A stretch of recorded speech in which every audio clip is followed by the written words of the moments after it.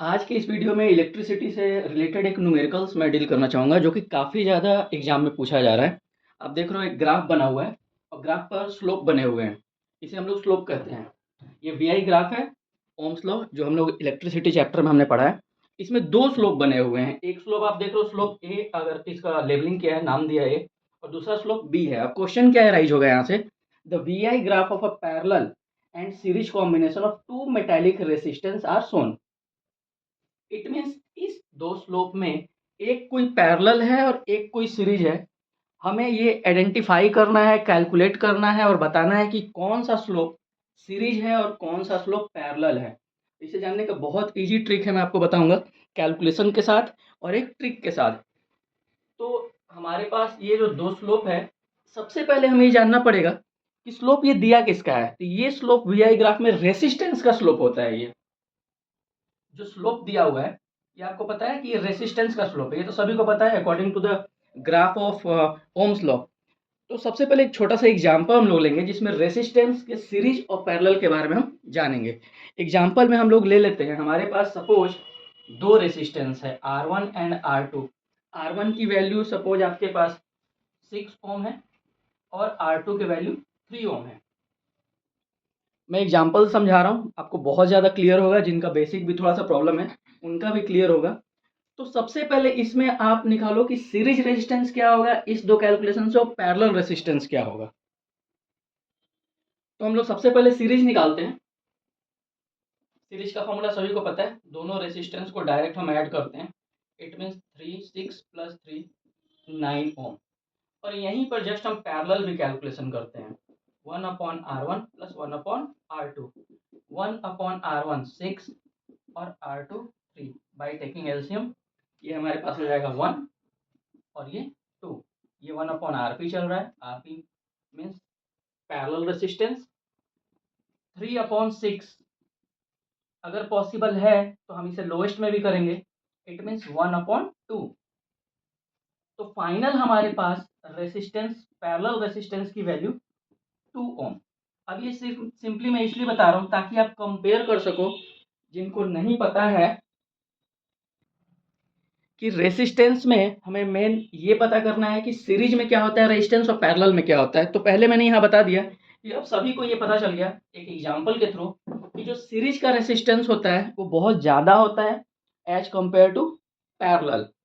तो अब इससे हम आइडेंटिफाई क्या करेंगे।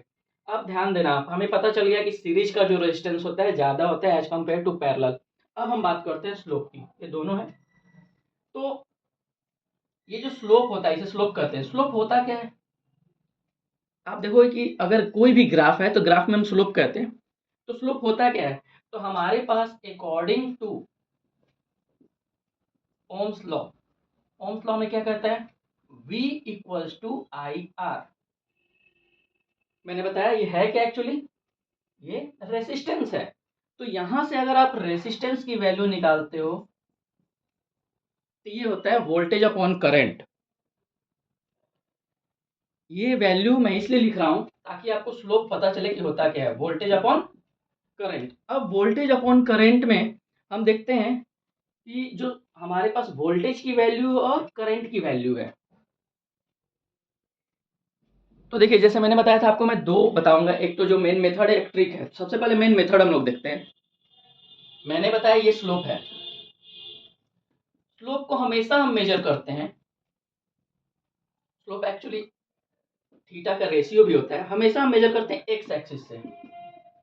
Always major with the x axis.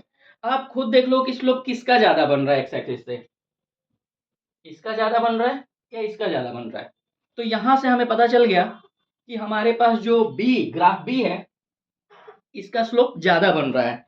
It mean simple सी बात है, रेसिस्टेंस इसमें ज्यादा होगा क्योंकि resistance is a slope between the ratio of voltage and current.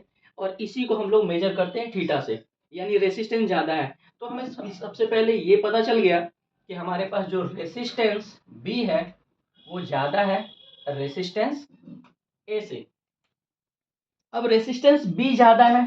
अब जस्ट मैंने अभी बताया था आपको कि रेसिस्टेंस किस में ज्यादा होता है, सीरीज में ज्यादा होता है या पैरेलल में ज्यादा होता है। हमें तो यही आइडेंटिफाई करना था। तो रेसिस्टेंस किस में ज्यादा होता है, सीरीज में ज़्यादा होता है as compare to parallel. It means ये जो है हमारा सीरीज का स्लोप है और ये जो है पैरेलल का स्लोप है।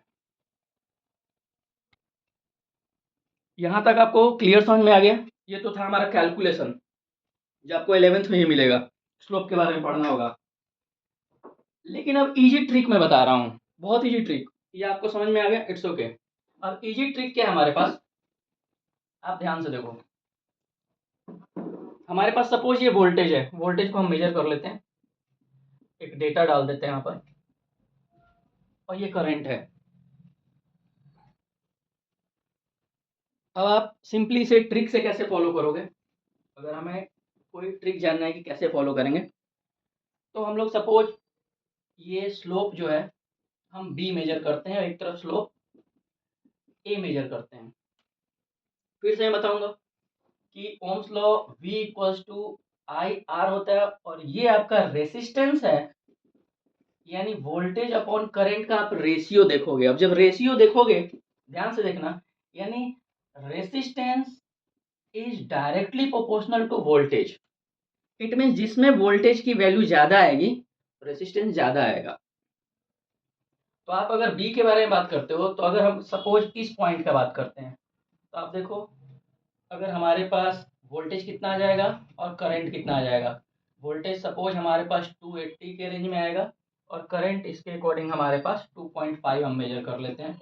यहीं पर अगर हम इसके बारे में बात करते हैं, स्लोप ए के बारे में, V अपॉन आई का रेशियो, तो यहाँ का वोल्टेज आप देख रहे हो कि 180 अप्रॉक्स, और ये हमारे पास 5। अगर ये डायरेक्टली प्रोपोर्शनल है, आप यहाँ से कैलकुलेट भी कर लो, कैलकुलेट करने के बाद देखते हैं क्या आता है इसका रिजल्ट। तो कैलकुलेशन के बाद भी आप देख रहे हो कि इसका रेशियो ज़्यादा आ रहा है। इट मीन्स ये है कि एक्चुअली मैं बार बता रहा हूँ, ये रेसिस्टेंस है। रेसिस्टेंस किस में ज़्यादा होता है? रेसिस्टेंस सीरीज में ज़्यादा होता है। इट मीन्स ये सीरीज, और यहाँ पर हमारे पास वैल्यू कम आ गया, इट मीन्स ये पैरेलल। ये ट्रिक है आपके पास कि जिसका वोल्टेज ज़्यादा होगा, क्योंकि डायरेक्टली प्रोपोर्शनल है, तो आप एमसीक्यू में डायरेक्ट निकाल सकते हो कि जिसका वोल्टेज ज़्यादा है वो सीरीज होगा और जिसका वोल्टेज कम है वो पैरेलल होगा।